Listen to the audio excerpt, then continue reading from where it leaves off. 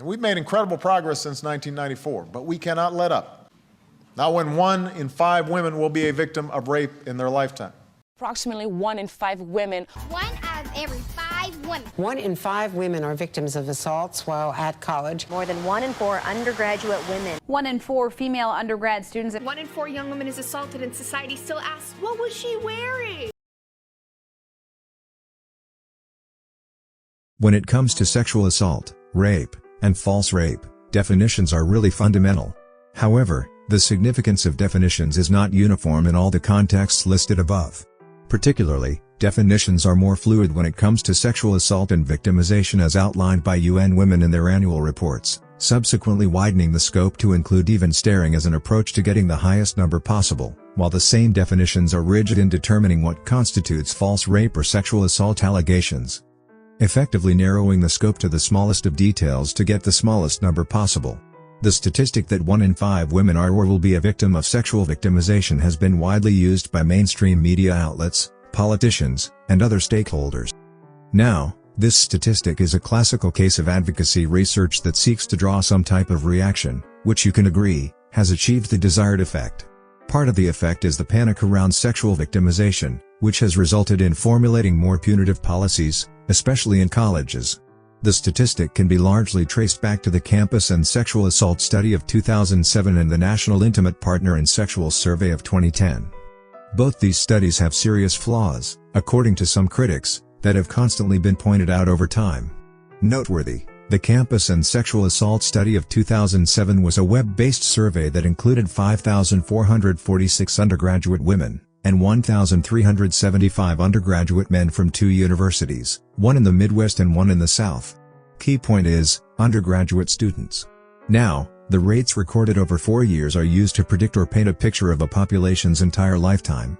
Of particular interest from the study was some of its limitations. For instance, the researchers acknowledged the low response rate in the survey by stating, and I quote, "Another limitation of the CSA study, inherent with web-based surveys, is that the response rates were relatively low." But, some people argue that a study's response is not a valid ground for discrediting it, so found it necessary to point that out. Also, a third limitation of the CSA study, or at least a shortcoming worth pointing out, relates to the data we attempted to collect from males on sexual assault victimization and perpetration. The response rates for males were disappointingly low, which creates concerns regarding the external validity of the data.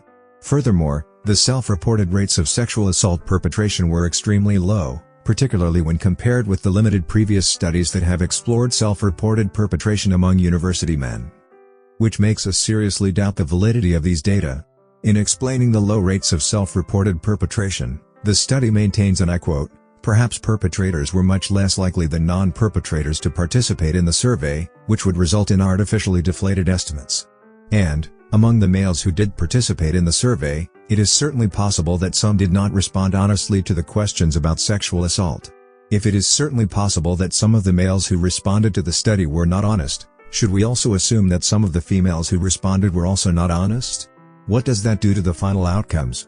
Essentially, the study attempted to explain the low response rate of 42% using non-response bias. Now, the study found, and I quote, "Overall, 19% of undergraduate women reported experiencing attempted or completed sexual assault since entering college." So this statistic was generated from a series of pretty interesting questions asked to the respondents. So these were some of the questions the respondents were asked. As you can notice, someone suspecting victimization was basically included as part of the victimization. Remember, definitions are very important. Overall, a study from 2 universities has been used to generalize the state of sexual victimization not only in colleges but in America as a country, as well as other places around the world, since this statistic is also used by international organizations. The National Intimate Partner in Sexual Survey of 2010 by the American Centers for Disease Control and Prevention is also a popularly cited source for the 1 in 5 statistic. The survey was largely conducted over the telephone. The survey revealed, and I quote, "Nearly 1 in 5 women in the United States has been raped in her lifetime, 18.3% to be specific, which translates to 22 million women. That is a very high number. The statistics are worrying, and the approach to completing the study is pretty interesting." Also, similar to the Campus Sexual Assault Study, the CDC asked some pretty interesting questions. For instance, doing things like telling lies, promising the unknown future, threatening to end the relationship, wearing you down, and expressing unhappiness, were all included in the 1 in 5 statistic. Now, this report is commonly used in presenting the accurate or biased rate of campus sexual assault, depending on who you ask. The report maintains that the combined rate of campus rape and sexual assault is 6.1 per 1,000 for female students aged between 18 and 24 years. Based on the rates provided in this table and the maths you do, which differs from one person to the next, you find the rate to be somewhere around 2%. So instead of 1 in 5, it is something close to 1 in 50, which is a very high number, but not as high as 1 in 5. The United States Department of Justice reports criminal victimization rates annually. A quick look at the 2012 and 2019 crime victimization reports highlights very different numbers from what the studies found. The 2012 report places the rate of rape or sexual assault at 1.3 per 1,000 persons aged 12 or older, with the cases being 346,830. The rates in 2013 and 2014 were 1.1 per 1,000 persons aged 12 or older. The 2020 report places the rate of rape or sexual assault at 1.7 per 1,000 persons aged 12 or older, with the cases being 459,310. A common argument against using crime-based statistics in determining the true picture of sexual assault is the narrowed or specific definition of sexual assault. For instance, the NIVS and CSA collect data on incidents of unwanted sexual contact that may not rise to a level of criminal behavior, and respondents may not report incidents to the NCVS that they do not consider to be criminal. In other words, the National Intimate Partner and Sexual Violence Survey and the Campus Sexual Assault Study use broad definitions of rape and sexual assault, thereby getting high numbers, while National Crime Victimization Survey uses specific definitions of sexual assault, thereby getting a significantly lower number. The scoping is further detailed in this definitions of rape and sexual assault section. Clearly, the definitions of sexual assault really determine the outcomes of a study. These studies, and the relevant statistics, are used by politicians and government agencies for various purposes, including policy formulation, resource allocation, and punishing offenders. Considering the areas in which the statistics are used, should the relevant stakeholders use studies with widely scoped definitions of sexual assault in, for example, policy formulation as in the case of Title IX that has been a source of controversy over the recent past within institutions of higher learning? Or should the stakeholders use studies with specific definitions of sexual assault that meet the threshold of prosecution in a court of law? In raising awareness around sexual assault as a serious social issue, it makes sense that the scope is widened to cover acts that make people uncomfortable. However, in punishing sexual assault perpetrators, does it make sense to perceive and punish groping and staring in a similar manner? While expanding the meaning of sexual assault is fundamental in raising awareness, doesn't including acts such as, say, staring, minimize the seriousness of other serious acts such as groping? Particularly, how does one determine they were being stared at without staring themselves? Isn't the actual use of these statistics, as opposed to the objective of raising awareness, the primary source of the debate? What do you think? For consensus' sake, let us assume that everyone agrees that the National Intimate Partner and Violence Survey is accurate in predicting the rates of sexual assault. Then, there is an interesting aspect of the report that has been carefully left out in reporting sexual victimization among men. The CDC, in widening the definition of sexual victimization, includes made to penetrate, and this is the detailed definition.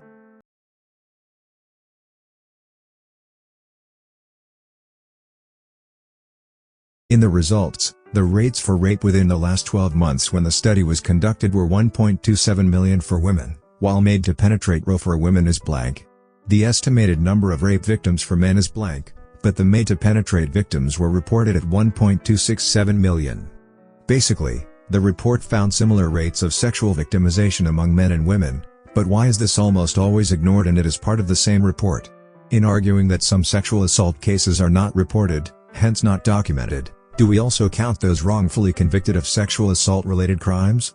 Considering efforts by movements such as Me Too, the heightened attention on female sexual victimization, and the gender stereotypes common in most societies, if it is still difficult for women to report victimization, how about men? Now, let us do similar advocacy research but on false rape accusations. Keep in mind that we are doing advocacy research, so let us take varying contexts and definitions because we are trying to achieve a specific outcome, which is the highest or lowest number possible to spark a reaction. So this report says a couple of things. First, the conviction rate from all the sample cases was 8%. Rape is a crime, so I'm thinking it should be proved beyond a reasonable doubt, as opposed to more evidence than not, in a court of law, especially considering the weight of the punishment. But, irrespective of the definition, should we then conclude that 92% of the filed sexual victimization cases were false because they were reported and never convicted? Second, only 14% of the cases contained enough evidence, as defined by courts and law enforcement, of course, based on the magnitude of the crime, to get to trial. So, could we conclude that since 86% of the cases lacked sufficient evidence to get to trial, then 86% of sexual victimization allegations are false? Third, 9% of the cases were determined to be false, with most of the accusers being between 16 and 24 years. Now, the 9% were the cases that were specifically found to be false. Fourth, a third of the cases were terminated at the investigative stage because of evidence issues, so let's say 33%. Fifth, victim withdrawal and decline to complete investigations accounted for a third of the cases lost at the police stage. Remember, an actual victim could decline to complete the investigation because of issues such as the post-traumatic stress of having to relive the horrible experience over and over again throughout the investigation process. This is just but one negative outcome of false rape accusations that present the need for detailed due processes to avoid the wrongful conviction of accused persons. But since we are doing advocacy research, let's say the victim withdraws and declines to complete investigations are also false rape, so another 33%.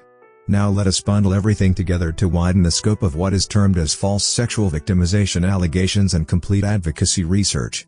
So, 9 plus 33 equals 75%. Then we conclude, 75% of sexual victimization allegations are false.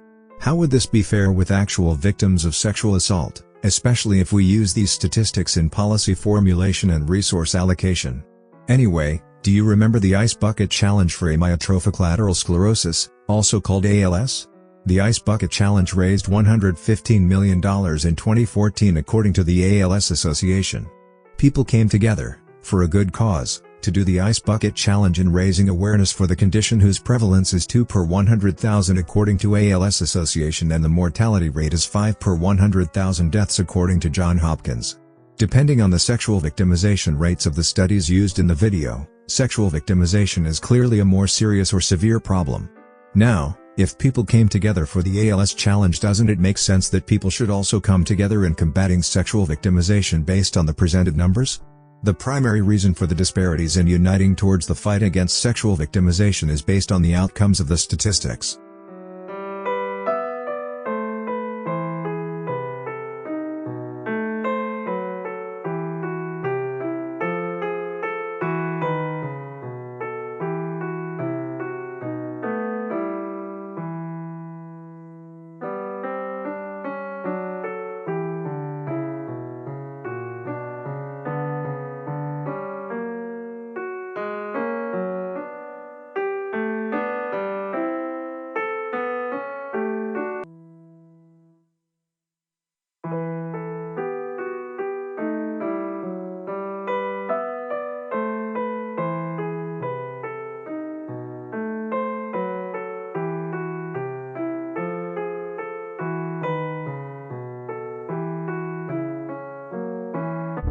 It happens all too often.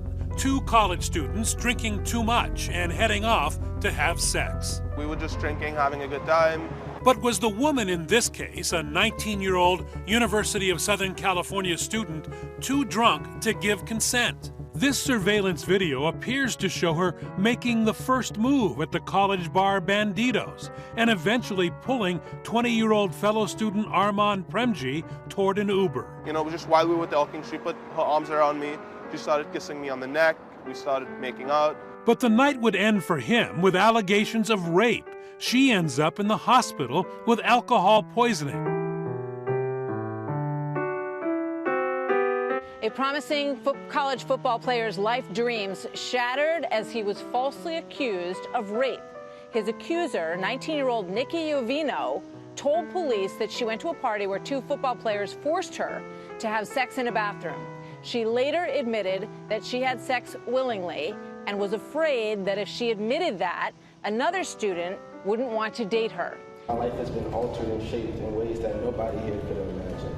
I just hope that, you know, she knows what she's done and the fact that my life will never be the same. Like, I have anxiety, I have like PTSD from this.